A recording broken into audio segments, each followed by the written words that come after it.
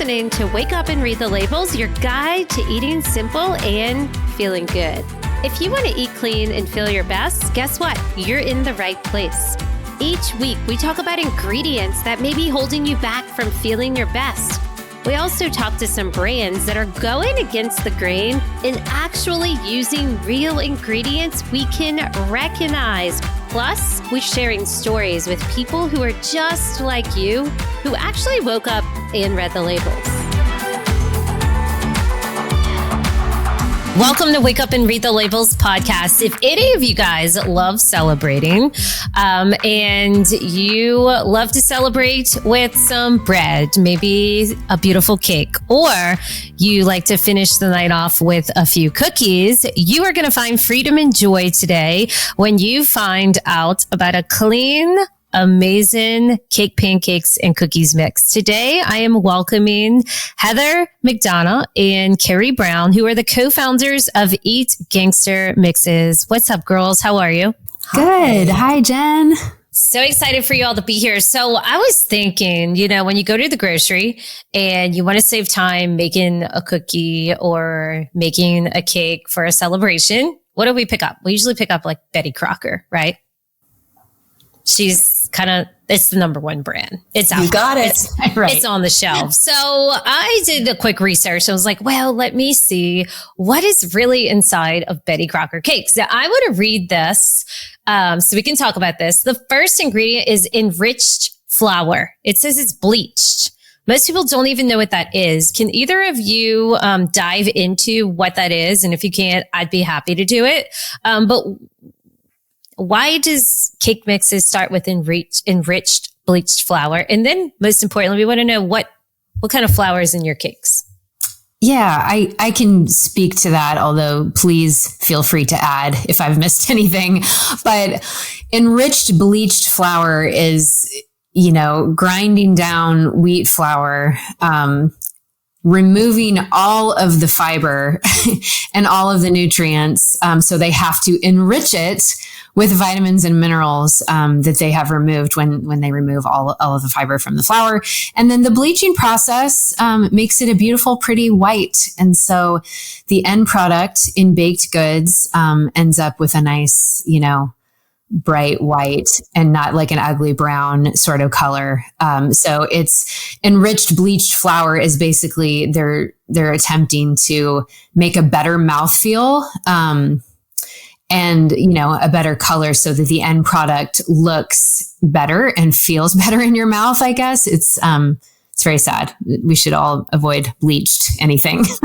Yeah, bleached is basically like, hey, we're going to kill it all. And then we're going to put a bunch of fake synthetic vitamins that your body can't even metabolize that only promote inflammation, right? And then what happens when you're choosing a product such as your Betty Crocker cake mix and it's made with wheat flour? Like, what do we have to watch out for with just regular old wheat flour? Do you guys know? I mean, I would say that there's a lot of the wheat that we consume, especially in wheat flour, because it's in so many processed foods and obviously cake mixes, cookie mixes too. It's very genetically modified. It's not the same wheat that our grandparents and great grandparents consumed. It's heavily genetically modified and sprayed with chemicals. And so we're dealing with pesticides and just a wheat that our bodies might not be able to process. And there's a lot that goes along with the gluten in wheat and kind of what that's doing to our gut lining, which I'm sure we'll talk about later.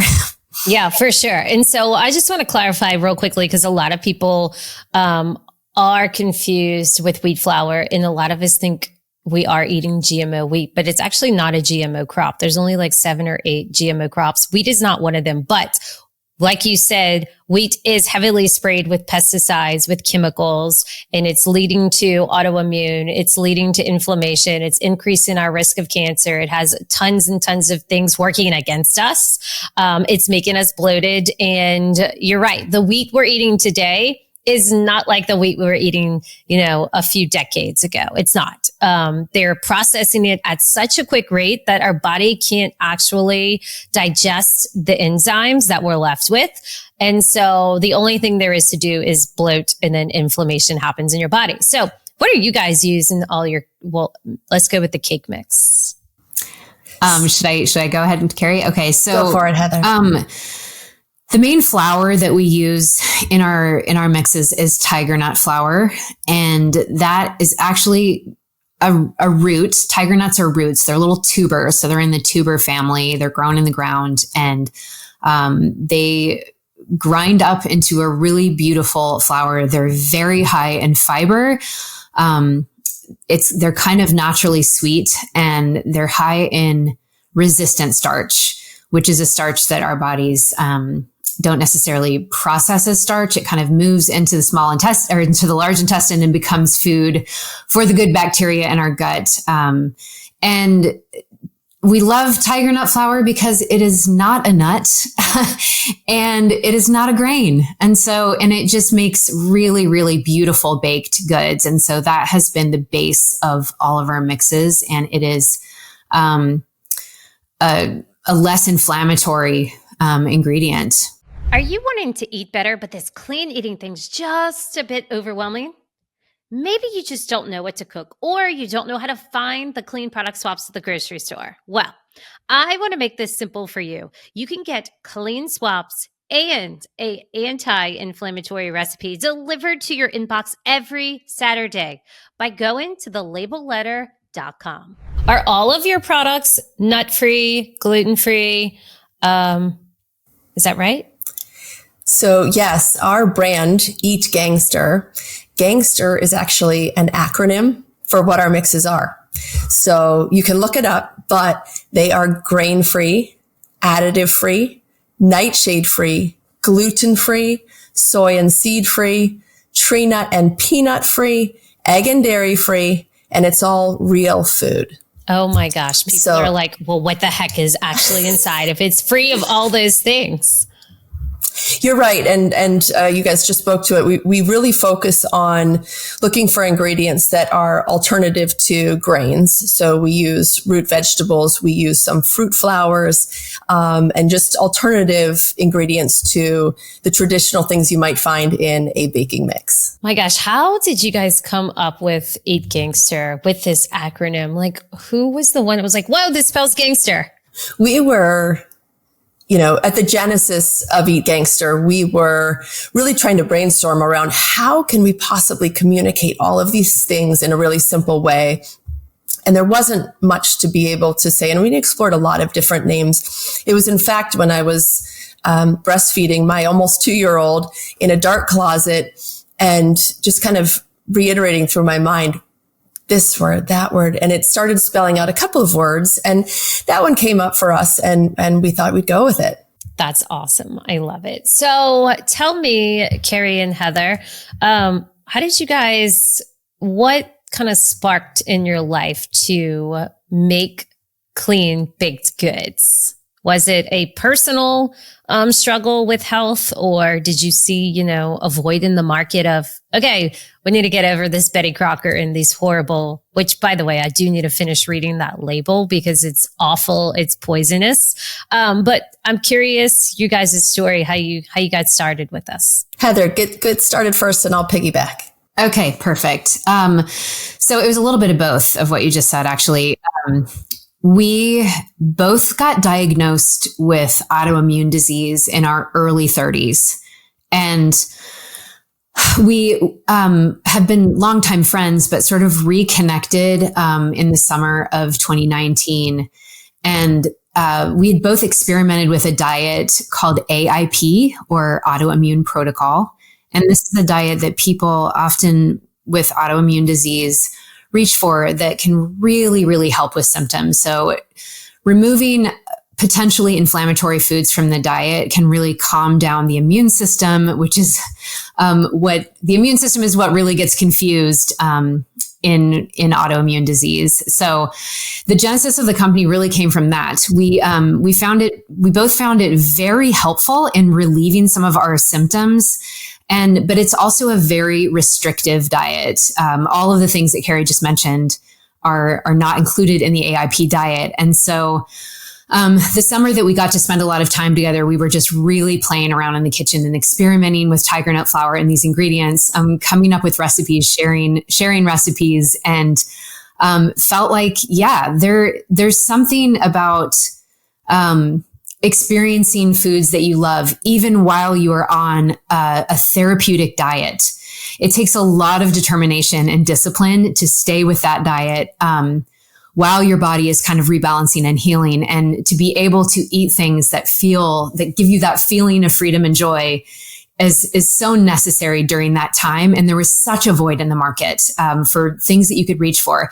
We can all, create foods that are AIP compliant, especially baked goods, but it often takes several different sort of obscure flours that maybe people don't have access to. And so this is such an easy way to make a delicious treat that makes you feel like you are normal when your diet feels a little bit socially isolating or abnormal. Yeah, a lot of people think to eat healthy, it means you need to eat fruits and vegetables and fish and steak all day. And it's like, no. You can actually eat cakes. You can eat cookies.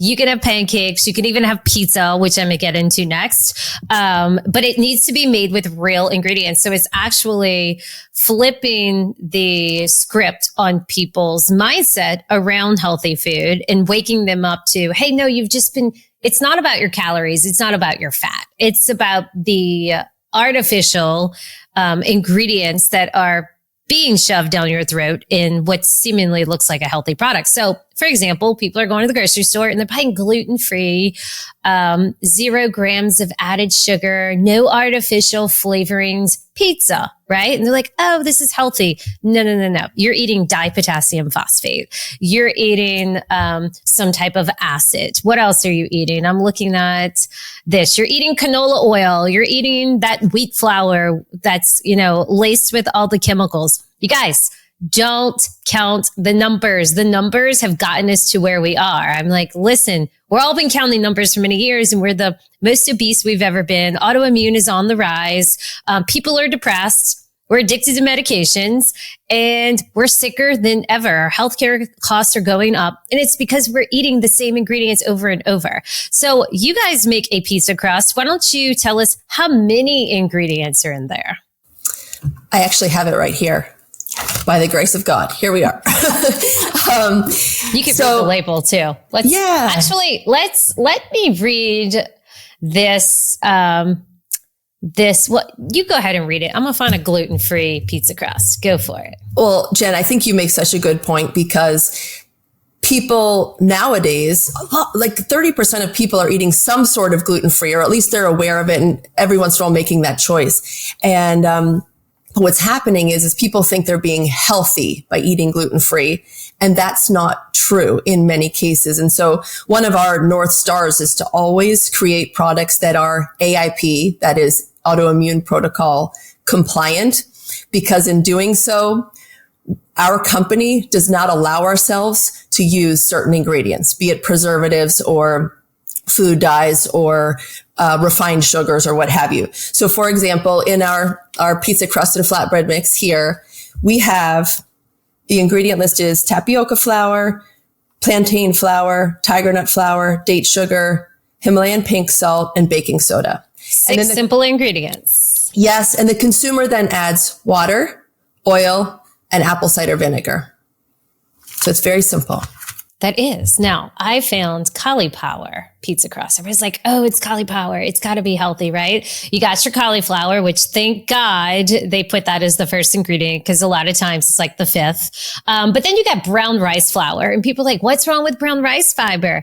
Brown rice spikes your blood sugar and it also provides you with phytic acid. That means it's sucking the minerals from your body and making you weak and sick. Then you got more rice flour, which again is going to increase your blood sugar. And so what happens is your blood sugar goes up so much. What has to happen is it has to come down. And when it comes down, you get hungry and you get tired. Then you got cornstarch, probably made from GMO corn, screwing up your gut. You got sunflower oil, which is inflammatory omega-6s. Then you've got, monocalcium phosphate, which I like to ask people, like, do you want a plate of that for Thanksgiving? Odds are you probably don't. It has xanthan gum, it has sugar, and it has more ingredients, but we'll stop there. And then I see Bonza. A lot of people are like, oh, Bonza, it's chickpeas. Nope. Chickpeas also are high in phytic acid, going to suck the minerals from you. It's got lecithins. It's got monocalcium phosphate. It's got sodium acid, pyrophosphate. Like, no, right? So I see you guys use date sugar. Why do you use date sugar in your products? So interestingly, and Heather, please add what you'd like, but at this point, we have just 2 products that have any kind of added sugar in it at all. You'll notice that with our cookie, brownie, and cake mixes, and one of our quick breads, we do not even add any kind of sweetener at all to it. We do use date sugar on occasion for our frosting mix because a frosting would be sweet like that. And then we also use it in our banana bread mix, which we are working toward a reformulation to possibly not have that in there. But the reason we actually take those sugars out is we want to allow the consumer to add the sweetener of their choice. And this is super important. So I'm actually a type 1 diabetic. Okay. So I'm not eating a lot of cakes and cookies, but when I do, I modify even our mixes, to my needs. So for example, and we actually learned a lot of this through our customers. And that's the most important thing here is we as a food company, our number one thing is we are always listening. How are people using our mixes? What are people looking for so that we can tweak and change and modify our products accordingly? We have consumers who are adding applesauce to the mix instead of, say, maple syrup, which is what we normally suggest. They'll use applesauce. Some people will use monk fruit or the like. Some people will use some sort of liquid stevia. That's their choice. And they can make those decisions for their body. But what we think is so important is to allow that flexibility where we can so that people can make a product that will work for their body. Yeah. So many people may be wondering right now, I know we've been talking about a lot of your flours are high in fiber. Why does a flour high in fiber, which wheat flour lacks, your enriched bleached flours, why, you got the tiger nut flour and the cassava flour being high in fiber, why is that good? So I would say that fiber, first of all, slows down the release of glucose into the blood. And so it's like Mother Nature's way of keeping our blood sugar a little bit more stable. And we need fiber to feed our microbiome, to feed the good bugs in our gut. And so the more fiber that we consume, it also helps us feel full. Fiber is a very important part of the diet and should be included on every plate. And so when flours are refined, that usually means that all the fiber has been removed so that it kind of creates a better flaky mouthfeel.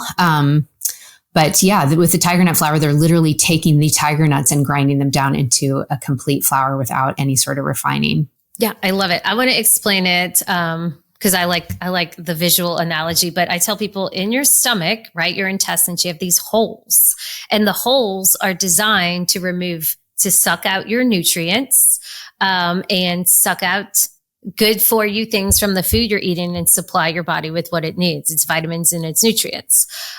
When you eat inflammatory things, those holes in your intestines actually get bigger. So it allows toxins to seep through. That's when your hormones go out of whack. That's when your skin breaks out. That's when you get those blood sugar rushes. And so what fiber does is it coats those holes so that your body absorbs less of the sugar when you're eating it. And so your blood sugar does stay more stable when you provide fiber, which also is why it's good to eat some vegetables before you dive into your mashed potatoes. Okay, so let's go over all the different mixes you guys have and where people can find them. I know we talked about the pizza crust, right? What else you got? We have 2 cookie mixes. We have a oatmeal cookie mix, which is actually a play on oatmeal, but it's made instead with sliced tiger nuts. We have a sugar cookie mix, which is awesome, not only for drop cookies, but also for like pie crusts and things like that. Our number one seller right now is our brownie mix, which is super fun because it is actually caffeine free. We do not use chocolate in our mixes because it is AIP compliant. There's no caffeine. So we use carob instead, and it makes an amazing brownie. So for those who are avoiding caffeine, it's an awesome choice. We have pumpkin bread and banana bread mixes, a frosting mix, and then 2 cake mixes. We have a dark chocolate cake mix and a cinnamon spice cake mix. So we have a variety of mixes for people to choose from. Yeah. Okay. So let's dive into the brownie and the choice of carob powder. What kind of taste and texture does that give a brownie versus traditional chocolate? I think it's remarkably similar in richness and in color. The brownies look exactly the same as brownies made with cocoa powder.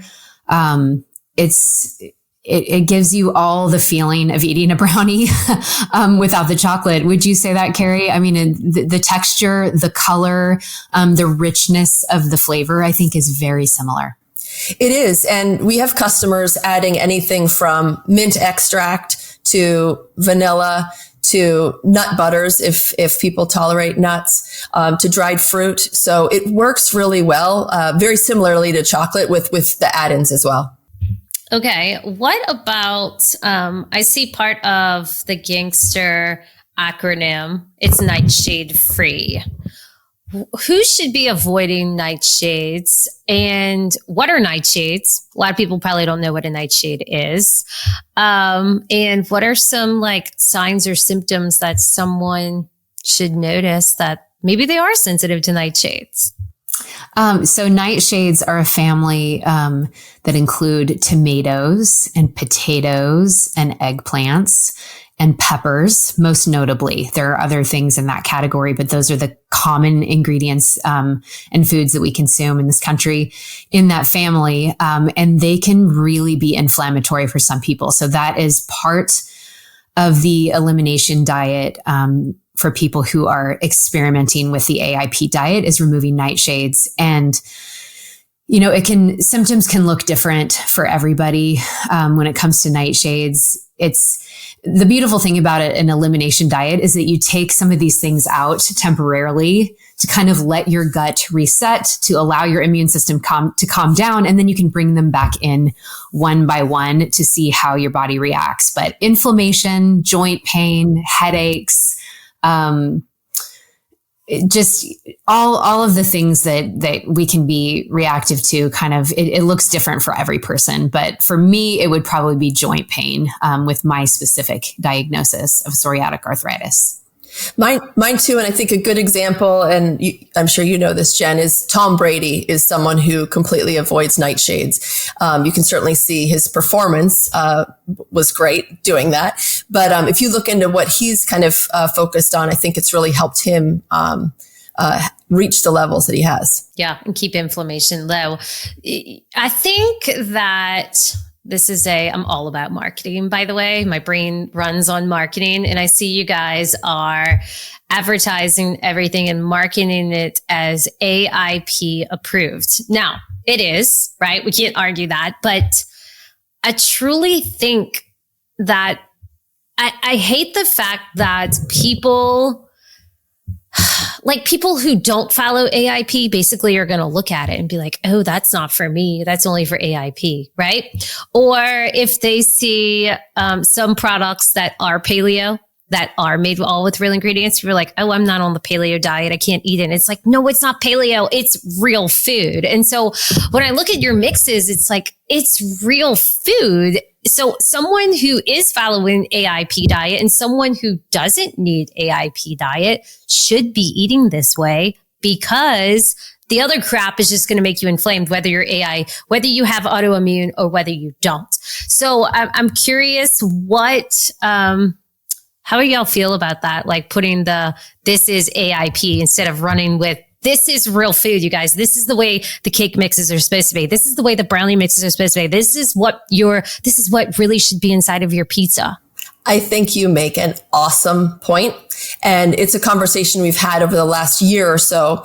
I think, so my experience was with Lululemon I was with them for about 8 years. And the one thing we did was we carved out the niche of yoga first. We knew that they would be our cult followers to start.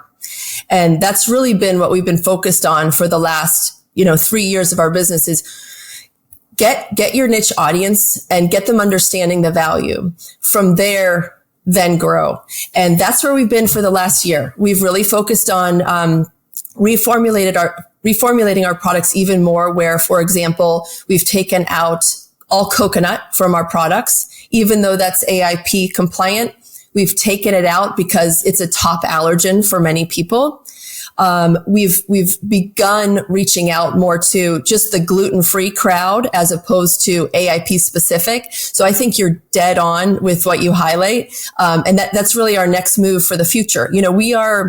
We are working to not only continue our direct to consumer business on our website, on Amazon, but we're really focused on food service. And that's a really exciting component to our business, where we are focusing on restaurants, universities, K through 12 schools, healthcare organizations, senior living facilities, places that need food like ours that have not traditionally been able to offer it. So that's what we're really focused on for the future. Yeah, it's like let's bring real food back. Here it is. I love it. Okay. Where can people find Eat G.A.N.G.S.T.E.R mixes? And we also do need to talk about the frosting because it's off the charts. Yay! Good. So our mixes can be found on our website, eatgangster.com, or on Amazon. Those are the two easiest. We are also available on fullyhealthy.com, which is an awesome resource for very specific diets. So that's that. And then Heather, you want to speak to our frosting mixes? Because they are really good. I don't think there's a clean frosting on the market, by the way. It used to be Simple Mills that was like clean-ish, but it doesn't exist anymore. So I feel like you guys are in a blue ocean. Yeah, we are. It really is a unique product. The date sugar really kind of shines, and it's directly coming straight from dates. It's real food. It's not refined. And it makes a beautiful frosting, and what a great alternative to find something that doesn't include cane sugar, which is just almost unheard of. Yeah. So how do you make the frosting? What's it like? Super simple. All you do is you whip up any kind of fat of your choice. So you can use any kind of palm shortening, or I just found avocado shortening the other day. I don't know if I've suddenly I'm late to the game on this, but Chosen Foods makes an avocado shortening. You can even use butter or ghee. We even have a couple of customers that just use avocado for this frosting mix. So you whip that up. I've tried it. It's good. It's a little vegetal for me for a frosting, but if you want to go that route, you can. So you whip up the fat, you pour in the frosting, stir it up, whip it up again, and you're done. It's really simple, and it is awesome on any of our products, be it, the flatbread or the quick breads or the cookies, cakes, brownies, what have you. It's super. I love it. Okay, you guys, you can head over to Eat G.A.N.G.S.T.E.R's website or click the link beneath the podcast, and you can use the code WAKEUP. It'll get you 10% off your order, but most importantly, it will get you to feel better the next day after you eat cookies, cake, and pancakes, and waffles, and icing, which is amazing. So Kerry and Heather, thank you for joining. I enjoyed talking to both of you. Thanks so much, Jen. Thanks for listening to this episode of Wake Up and Read the Labels. If you like this episode, guess what? We want you to share it. We'd love that. Share it with a friend and leave us a review. You can subscribe in Apple Podcasts, Spotify, or really wherever you're listening to your podcast. For more information, visit us at wakeupandreadthelabels.com.